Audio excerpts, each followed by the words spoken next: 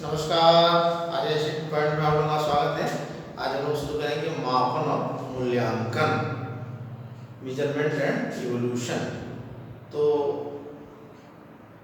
देखते हैं, यह भी टॉपिक जो है टेट सी टेट के लिए बहुत ही महत्वपूर्ण टॉपिक है और बहुत अपने आप में एक कॉम्प्लिकेटेड टॉपिक है। नाम से ही स्पष्ट है। देखेंगे मापन और मूल्यांकन। मापन मापन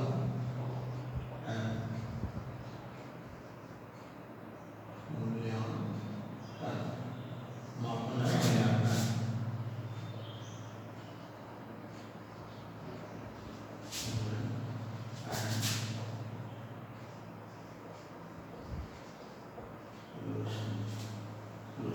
तो इसे आप देखेंगे, ये नाम से ये स्पष्ट है। इसको देखने के लिए आप लोगों को थोड़ा सा समझने की जरूरत है। थोड़ा सा एक टेक्निकल शब्द है। ऐसे तो हम दैनिक जीवन में अपने मापन और मूल्यांकन का प्रयोग करते हैं, लेकिन जब किसी चीज़ को समझना होता है तो थोड़ा सा जो है उसको ध्यान देने की जरूरत है। बहुत कठिन टॉपिक नहीं है, लेकिन थोड़ा समझेंगे तो आसान हो जाएगा। मापन मापन किसे कहते हैं? मापन वह प्रक्रिया है जिसके द्वारा किसी वस्तु या किसी पदार्थ का जो है वो आंकिक गणना की जाती है। क्या की जाती है? आंकिक गणना की जाती है। किसी पदार्थ या वस्तु की आंकिक गणना की जाती है। या आप देखेंगे, मापन के द्वारा जो है किसी व्यक्ति या वस्तु के जो है ज्ञानात्मक व्यवहार का बोध होता है, और जिसके द्वारा जो है उसके परिमाण यानी उसके अंकों की जांच की जाती है मापन के द्वारा। और मापन अपने आप में जो है एक सरल शब्द कह लेंगे, या अपने आप में जो है एक संकुचित शब्द है जो मूल्यांकन के अंतर्गत आता है। पहले मापन होगा, उसके बाद मूल्यांकन होगा। तो मापन जो है विषय केंद्रित है। क्या है? विषय केंद्रित है, पाठवस्तु केंद्रित है। मापन को करने के लिए कोई विशेष श्रम, कोई बहुत ज़्यादा धन या मेहनत या श्रम या समय, इस तरीके की आवश्यकता नहीं पड़ती। मापन प्रक्रिया जो है किसी व्यक्ति के बारे में स्पष्ट धारणा नहीं व्यक्त कर सकता।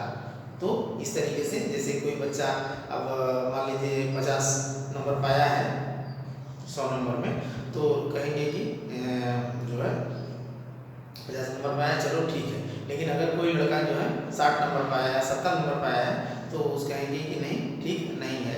अगर कोई लड़का जो है 80 नंबर पाया है और तो कहेंगे बहुत अच्छा है। लेकिन और लड़के अगर 90 नंबर पा गए हैं तो लोग कहेंगे कि नहीं, इसका मतलब तुम्हें भी और अच्छा पाना चाहिए। तो इस तरीके से स्पष्ट धारणा, जब तक उसके सभी बच्चों का जो मापन नहीं किया जा सकता, तो मापन जो है मतलब एक बच्चे का होता है, तो उसमें स्पष्ट धारणा उसके बारे में नहीं व्यक्त की जा सकती। और मापन के द्वारा जो है जो एक तरीके से जैसे लंबाई नापना, चौड़ाई नापना, वजन नापना, इस तरीके का बोध होता है, अंकों का बोध होता है। तो हम लोग थोड़ा सा जानेंगे मापन में। अब आप देख लें, मापन एक सामान्य शब्द है, सामान्य शब्द है। यह विषय वस्तु विषय केंद्रित है, और ये जो है सामान्य शब्द है, विषय केंद्रित है। और इसके बारे में हम देखेंगे तो ये जो है स्पष्ट धारणा नहीं व्यक्त कर पाता, और ये जो है शिक्षा के लिए महत्वपूर्ण नहीं है। शिक्षा की दृष्टि से कम महत्वपूर्ण है तो, लेकिन कम महत्वपूर्ण है। और इसका प्रयोग जो है अंक की गणना अंकों की गणना के लिए होता है।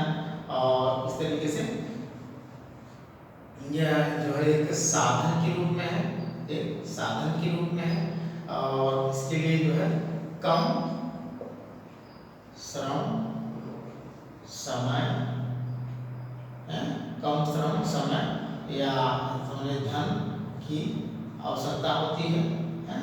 और कहीं भी हो सकता है, कहीं भी हो सकता है। तो इस तरीके से ये जो आपका मापन हो गया। अब मापन के जो है परिभाषाएं तो बहुत हैं, लेकिन दो परिभाषाएं आपको मुख्य रूप से हैं जो कभी कभी क्वेश्चन में आते हैं, जैसे कि हेलमांडेकर की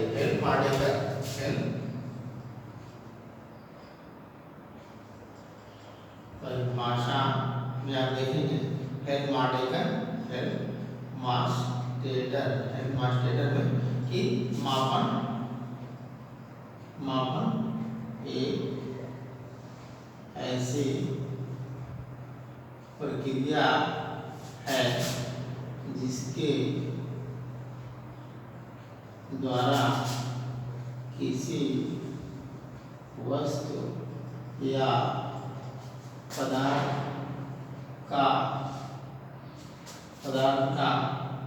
आंगिक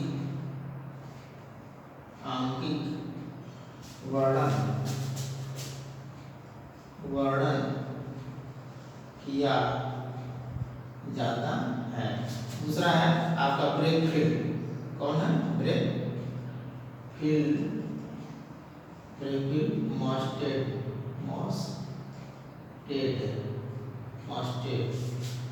है ब्रेक फील्ड मॉस्टेड। इन्होंने कहा कि मापन एक ऐसी प्रक्रिया है, मापन एक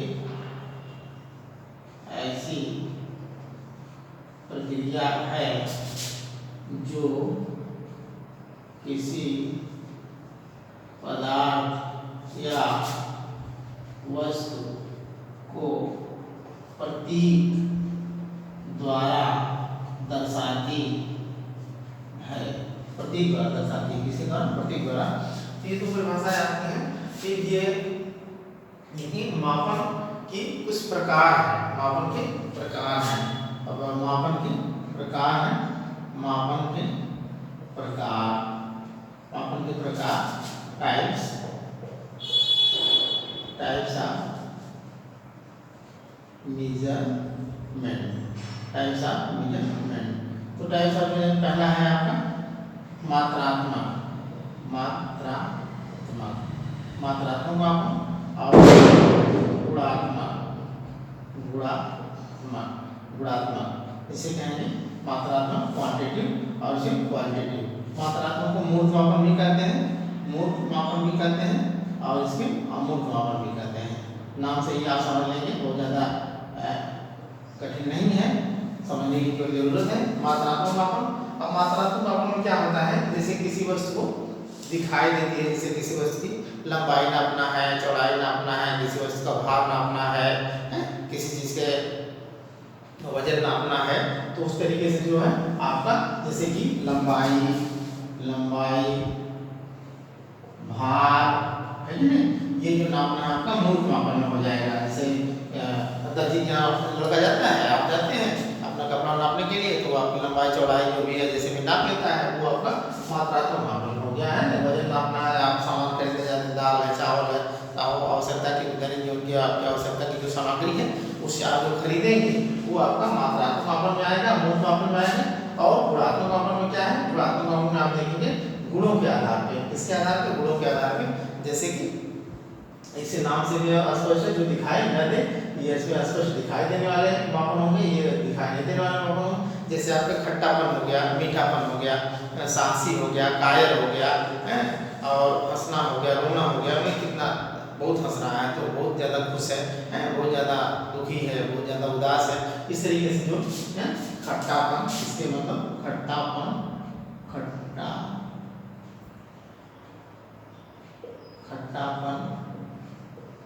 मीठापन, साहसी, कायर है, और दुख, सुख। ये जो इतने जो हैं, या इस तरीके से बहुत ज़्यादा बुद्धिमान और आपके मान लीजिए जो है कमजोर बुद्धि वाले, तो इस तरीके से ये गुणात्मक मापन हो जाएगा इसमें, जिसके अमूर्त मापन भी कहेंगे। और अगला है आप मापन के लेवल, मापन के लेवल, मापन के लेवल स्तर जिसे कहेंगे, लेवल ऑफ मेजरमेंट। तो उसमें मुख्य रूप से 4 प्रकार होते हैं। कितने प्रकार के होते हैं? 4 प्रकार, जैसे नामिक मापन, क्रमिक मापन, अंतराल मापन, अनुपातिक मापन। ठीक है, इसके हम लोग थोड़ा मापन को समझ लेते हैं, उसके बाद मूल्यांकन को समझेंगे। मापन को समझने से के बाद जो है मूल्यांकन को समझेंगे तो मूल्यांकन और स्पष्ट हो जाएगा। जैसे कि अब देखें मापन में जो है ज्ञानात्मक पक्ष का जो है आकलन किया जाता है, बोध होता है, और मूल्यांकन में जो है आपके ज्ञानात्मक के साथ साथ जो है भावात्मक और क्रियात्मक पक्ष का भी बोध होता है। मूल्यांकन अपने आप में बहुत विस्तृत है, एक टेक्निकल वर्ड है, और उस तरीके से मूल्यांकन शब्द जो है अपने आप में एक ब्रॉड है, उसको समझने की जरूरत है।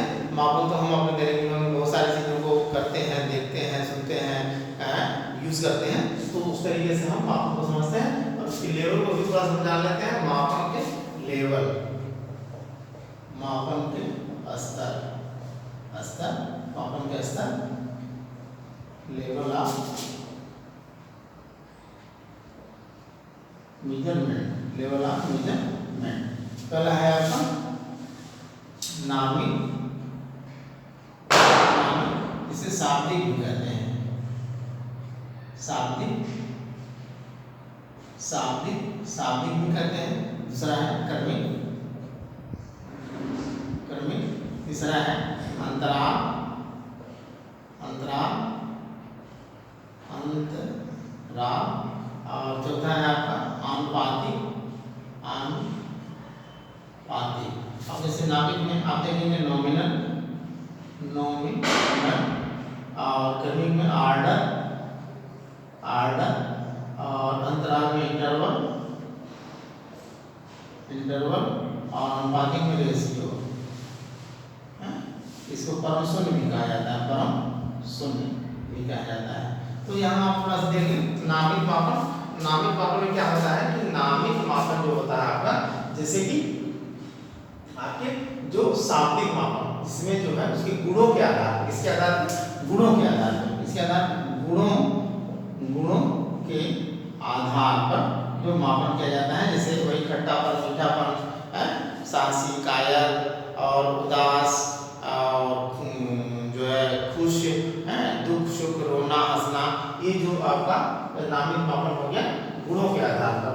दूसरा आपका क्रमिक मापन। क्रमिक मापन का मतलब हो गया क्रम, क्रम से जो मापन किया जाए उसको हम कहेंगे क्रमिक मापन। जैसे कि आज जो है कक्षा जो है 1 वाले बच्चे से वो ये जो है का जो टेस्ट होगा, इसका इनका मापन होगा। कल कक्षा 2 के बच्चों का टेस्ट होगा, कक्षा 3 के बच्चों का, या हाई स्कूल का टेस्ट होगा, 9th का होगा, 10th का होगा। इस तरीके का जो मापन किया जाता है, या उसमें आप देखेंगे जो एक रैंक बना दी जाती है। जैसे कि अब देखिए खिलाड़ियों की जो रैंक आती है, भाई या विराट कोहली फर्स्ट रैंक पे है, देखो फला जो दूसरे रैंक पे चले गए, तीसरे रैंक पे चले गए, तो एक क्रमिक मापन हो जाता है उसका।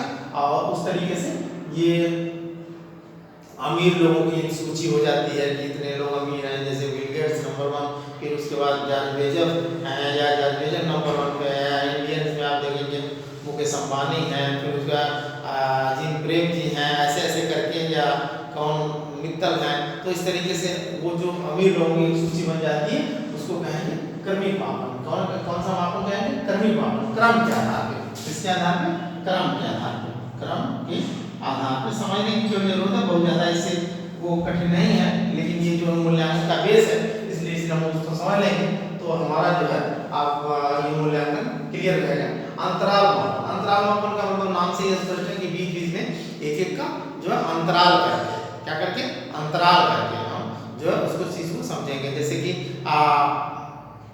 अब देखते हैं आप कि फर्स्ट क्लास वाले जो है, सेकंड क्लास वाले हैं, थर्ड क्लास वाले हैं, तो इस तरीके से 33% से लेकर के जो है आपके मान लीजिए 45 यानी 44.9% के आपके थर्ड डिवीजन है। फिर उसके बाद जो है आपके 45 से लेकर के आपके जो मान लीजिए 59.9 या % वाले जो सेकंड डिवीजन है, फिर उसके बाद 60% से फर्स्ट डिवीजन है। तो इस तरीके से उनका जब हम टेस्ट करते हैं या बच्चों को भी आप ले लें कि आज जो है ऐसे सिटिंग प्लान बैठाने की है कि आज एक जो है ये बैठेगा, या जैसे आप परीक्षा में देखते हैं जो कॉपियाँ मिलती हैं आपकी, वो कोड लिखा रहता है कि भाई ये वाला बैठेगा, फिर बी वाला बैठेगा, फिर सी वाला बैठेगा, फिर डी वाला, फिर ए वाला बैठेगा, कोडिंग मिलती है ना आप लोगों को। तो उस तरीके से ये अंतराल अपन उसका भी एक तरीके से जो मतलब अंतराल करके क्या करके अंतराल करके अंतराल अंतराल अंतराल करके मापन जो किया जाता है उस जो है अंतराल मापन कहते हैं, इंटरवल मापन कहते हैं। फिर अनुपातिक मापन में ये होता है कि जैसे कहीं बालक की जो है किसी बालक की एक गुण का जो है तुलना दूसरे बालक की उसी गुण से की जाती है।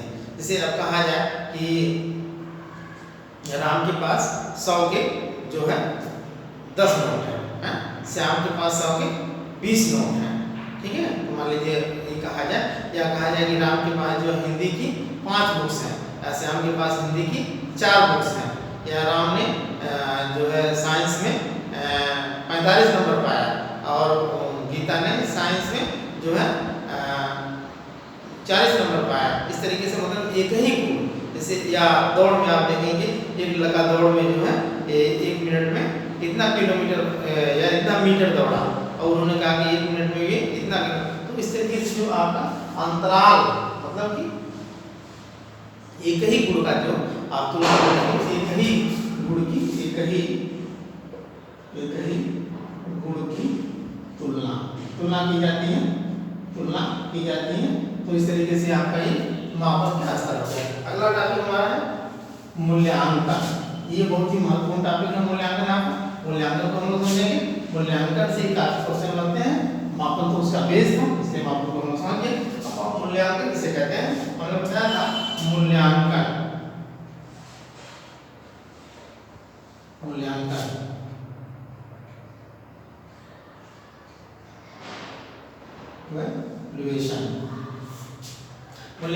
अब देखिए मूल्यांकन मूल्य का आंकलन, किसका आंकलन, मूल्य का आंकलन।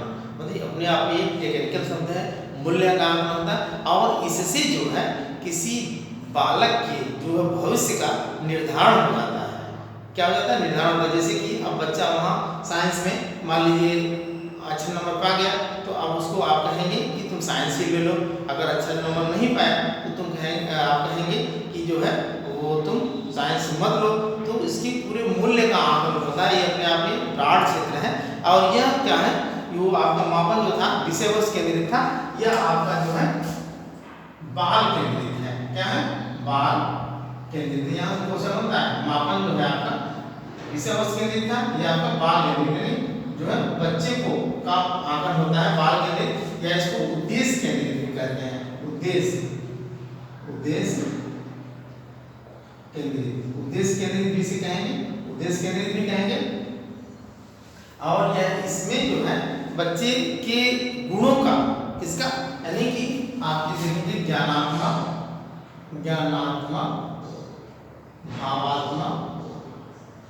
भावात्मक और क्रियात्मक व्यवहार का आकलन किया जाता है। इसमें आपकी ज्ञानात्मक, भावात्मक और क्रियात्मक व्यवहार का, और इसे करने के लिए जो अधिक श्रम और समय और धन की आवश्यकता पड़ती है। और इसे जो है आपका मूल्यांकन करने के लिए अधिक समय की आवश्यकता पड़ती है। और इसे जो है मूल्यांकन करने के लिए जो है एक तरीके से आपको पूरी व्यवस्था करनी पड़ेगी। मतलब पूरे डिटेल पूरे साक्ष्यों को जानना पड़ेगा। पूरे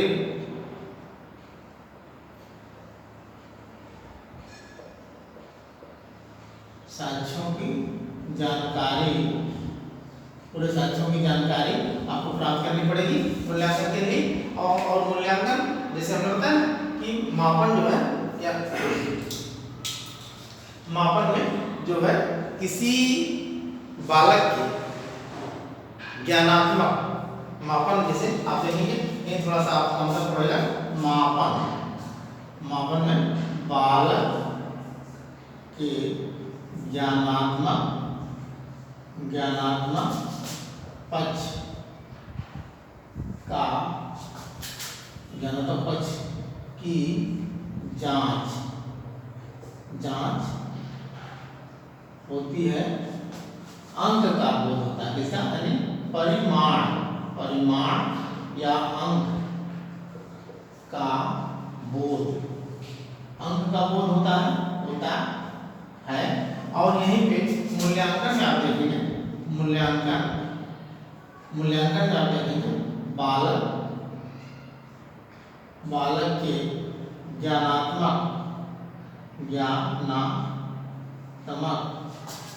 पक्ष के साथ क्रियात्मक और भावात्मक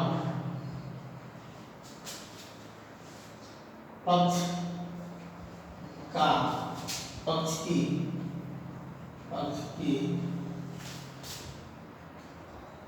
जांच होती है, जिसमें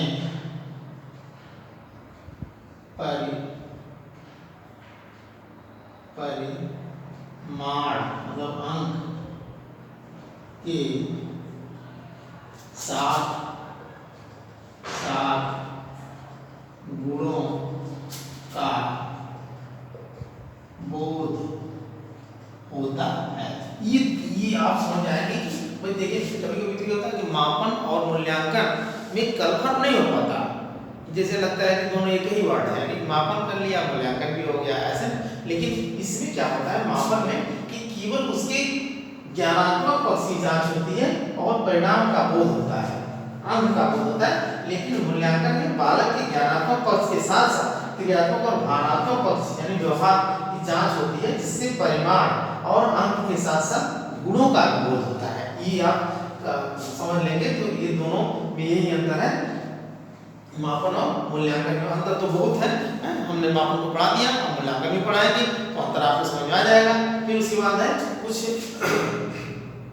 जैसे ब्लूम जी जो थे, ब्लूम ने मापन के अंग मूल्यांकन के अंग दिए थे। मूल्यांकन के अंग तीन अंग होते हैं। आप देखेंगे पहला शिक्षण के उद्देश्य, दूसरा शिक्षण प्रक्रिया भी, इसको अधिगम प्रक्रिया भी बोलते हैं, दूसरा तीसरा आपका है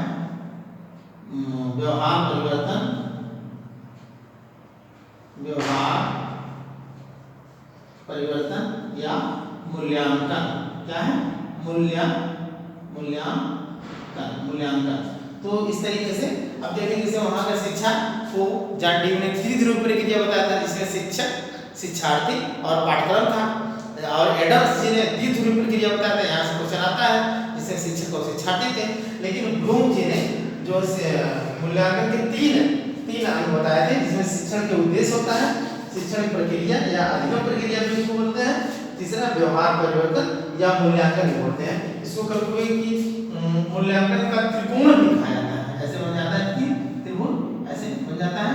और यहाँ शिक्षण के उद्देश्य हो जाएगा, शिक्षण के उद्देश्य, और यहाँ का शिक्षण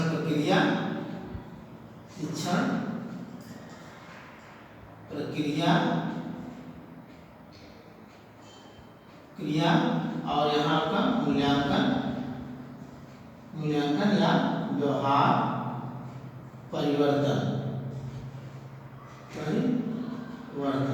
तो इस तरीके से ये ऐसे चलेगा और ये ऐसे चलेगा। इसे कहेंगे मूल्यांकन के अंग। ये हो गया, ये बाई ब्लूम के द्वारा। तो इस तरीके से ये इसको त्रिकोण भी कहते हैं, मूल्यांकन का त्रिकोण भी कहते हैं। मूल्यांकन का त्रिकोण ये कहेंगे। तो इस तरीके से ये आपका हो गया। अब हम लोग जानेंगे कि कुछ परिभाषाएं हैं, देखें आप मूल्यांकन की थोड़ी थोड़ी हम लोग जान लेते हैं। मूल्यांकन की कुछ परिभाषाएं उसे भी हम जानते हैं। फिर मूल्यांकन के प्रकार है, इसे बहुत ज़्यादा नहीं है तो मूल्यांकन के उद्देश्य है, मूल्यांकन के सिद्धांत है, लेकिन इन्हीं सबों से जो क्वेश्चन आपका बनता है उसे हम लोग जानने का प्रयास करेंगे। और बहुत ज़्यादा जो है डिटेल में जानने की जरूरत नहीं है, क्योंकि भाई क्वेश्चन जहाँ से बनता है वही वही को जानना है कि नहीं। बहुत ज़्यादा रिसर्च वगैरह तो हो नहीं रहा है, बहुत सारी चीज़ें जो है होगी, बस वही चीज़ जानना है जहाँ से क्वेश्चन पुटअप हो रहे हैं वही चीज़ हम लोग जान जाए और वही हमारे लिए पर्याप्त भी है। अब जैसे कि कुछ परिभाषाएं तो बहुत है, लेकिन कुछ परिभाषाएं हैं जैसे आपकी मूल्यांकन की परिभाषा। मूल्यांकन की परिभाषा प्रहलाद कोठारी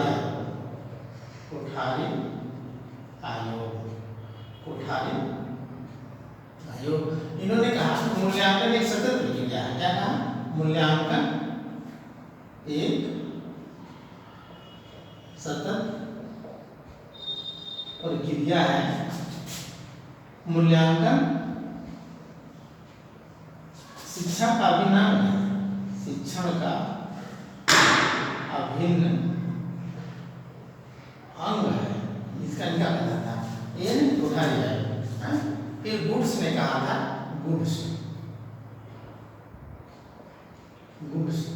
ने कहा था मूल्यांकन के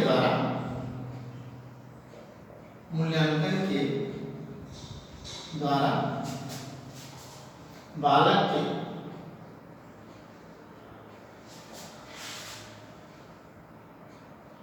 व्यवहार परिवर्तन का बोध होता है। ये बालक के व्यवहार परिवर्तन का बोध होता है। और फिर उसके बाद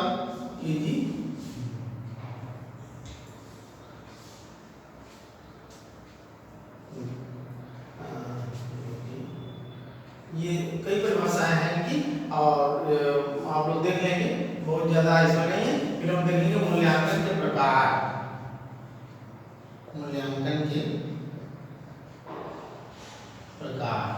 मूल्यांकन मुख्य रूप से दो प्रकार का होता है। कौन सा? संरचनात्मक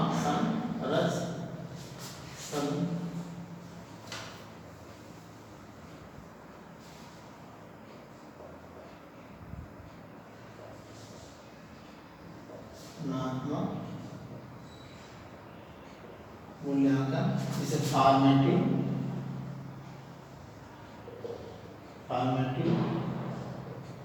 इवैल्यूएशन, और दूसरा आपका योगात्मक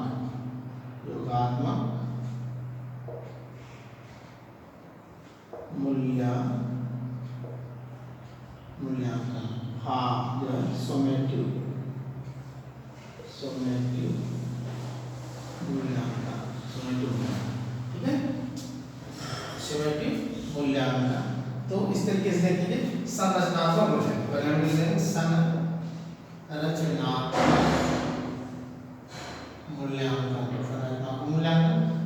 मूल्यांकन को आप देखेंगे।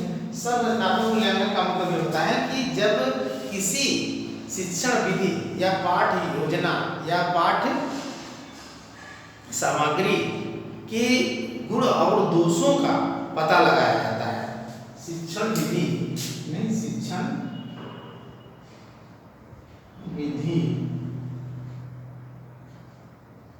के गुण और दोषों का पता लगाया जाता है।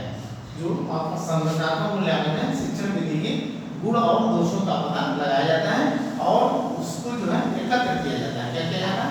एकत्र किया जाता है और फिर उसको दूर किया जाता है। क्या किया जाता है? दूर किया जाता है। तो गुण और दोषों को, शिक्षण विधि के गुण और दोषों को पता लगाया जाता है, एकत्र किया जाता है, उसको दूर किया जाता है। और इस तरीके से संरचनात्मक मूल्यांकन को 3 भागों में बांटा गया है। पहला आपका है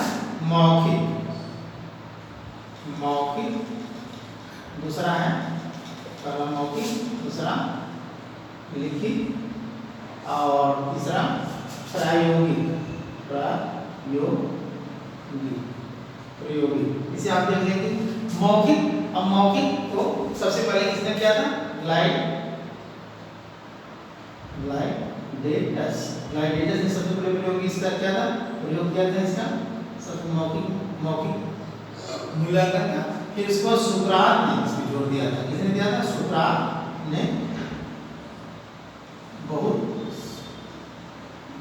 ने सबसे ज्यादा प्रयोग किया था। सबसे ज्यादा प्रयोग किया था। इसमें मौखिक प्रश्नों को पूछा जाता है। कौन सा? मौखिक प्रश्नों के द्वारा मूल्यांकन किया जाता है। मौखिक प्रश्नों के द्वारा मूल्यांकन किया जाता है। तो इस तरीके से मौखिक हो गया। अब अगला आपका लिखित और प्रायोगिक। लिखित और प्रायोगिक हम लोग देखेंगे अभी। लिखित और प्रायोगिक, लिखित और प्रायोगिक दो चीजें। लिखित आजकल की जो मूल्यांकन आपका हो रहा है, दूसरा आपका था लिखित। लिखित में जो आजकल की जो मूल्यांकन हो रहा है स्कूलों में, कॉलेजों में, कौन सा मूल्यांकन आपका हो रहा है? लिखित जो है आजकल लिखित मूल्यांकन का प्रयोग हो रहा है। अब आज के लिखित आप समझ ही रहे हैं, तो इसको भी उन्होंने क्या भाग बांट दिया था? इससे पहला आपका है वस्तुनिष्ठ, दूसरा है अति लघुत्तरी, फिर अगला है लघुत्तरी, फिर अगला है निबंधात्मक। नाम से स्पष्ट आप समझेंगे। वस्तुनिष्ठ एक प्रश्न दिया जाता है, उसके 4 उत्तर होते हैं, उसमें एक उत्तर सही होता है जो आपकी परीक्षा प्रणाली थी है आपको क्या ऑनलाइन होने जा रही है, तो उसमें भी वही प्रक्रिया रहेगी। बस आप कंप्यूटर के सामने बैठ जाएंगे और उसमें से 4 ऑप्शन रहेगा। एक ऑप्शन को आप जो सही होगा उसको आप क्लिक करेंगे। तो वस्तुनिष्ठ प्रणाली। अति लघुत्तरी को आप समझ ही रहे हैं, छोटे छोटे क्वेश्चन लेकर जो है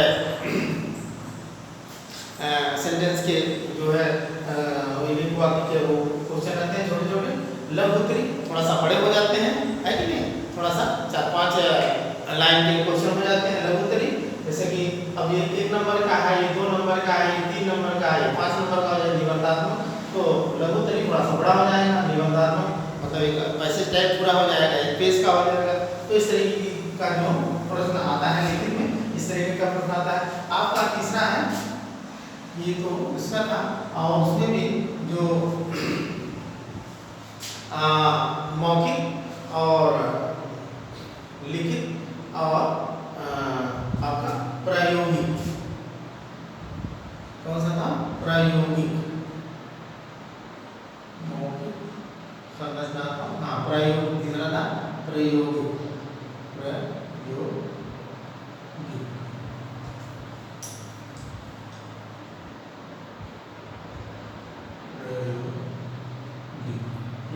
आप देखेंगे, प्रायोगिक में बालक के व्यवहार का अध्ययन किया जाता है। किसका?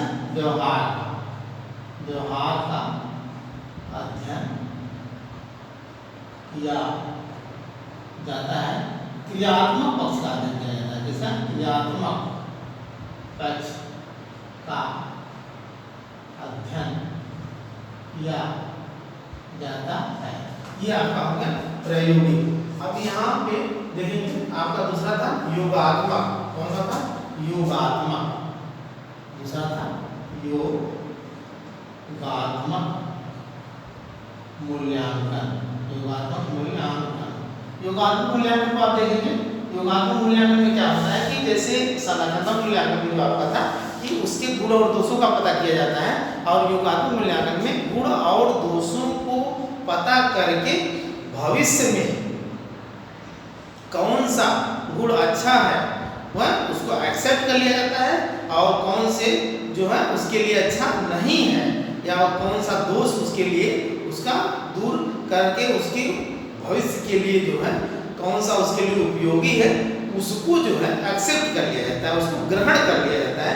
योगात्मक मूल्यांकन में सोसाइटी जो आपका इवोल्यूशन है उसमें उसके गुण और दोषों को जो है एक तरीके से ग्रहण कर लिया जाता है। क्या कर लिया जाता है? ग्रहण कर लिया जाता है। यानी भविष्य के लिए जो है यह मूल्यांकन बहुत ही महत्वपूर्ण है। उसके भविष्य के लिए जो है गुण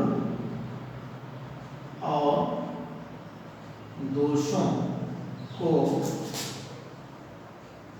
भविष्य के लिए ग्रहण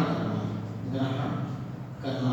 वहां तो जो संरचनात्मक मूल्यांकन था उसके गुण और दोषों को दूर करना था या जानना था, एकत्र करना था, और यहाँ जो उसके गुण और दोष जो पता चलेंगे शिक्षण विधियों में या शिक्षण सामग्री में या उसकी सामाजिक व्यवस्था में, तो उसको क्या करेंगे, वो जो है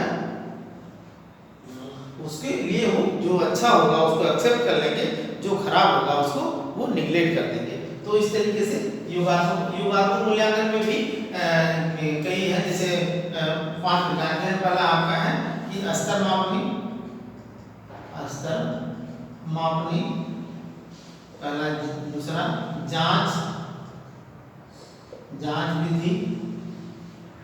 तीसरा है अवलोकन। चौथा है आपका घटनावृत्त। पांचवा है व्यक्तिगत अध्ययन। नाम से आप समझ लेंगे, हमने बोल के पढ़ा है इसलिए लिखने में थोड़ा फास्ट है, तो उसे आप समझ जाएंगे, नाम से ही स्पष्ट है। तो जैसे स्तर मापनी मतलब कि उसके जो लेवल है उसको हम नापेंगे कि किस स्तर का है?